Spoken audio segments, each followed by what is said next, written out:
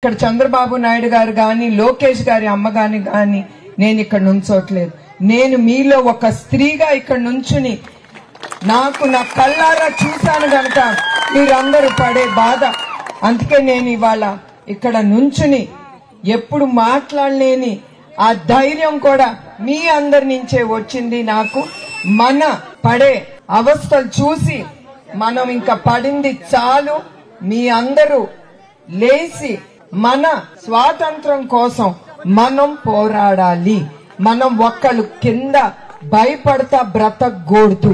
అదే నేను కోరుకుంటున్నాను ప్రతి ఒక్కళ్ళ నుంచి.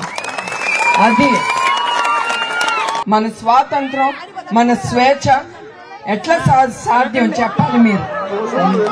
ఎస్, మీ ఓటుతో మీరు మీ స్వాతంత్రం మీరు తీసుకురావాలి. ఈ రాక్షసుల ప్రభుత్వం నుంచి మీరు విడుదలయ్యి మీరు స్వేచ్ఛగా బ్రతకాలి అనే ఆలోచనతో మీరు ముందుకొచ్చి ప్రజల ప్రభుత్వం అది మీరు తీసుకురావాలని కోరుతున్నాను.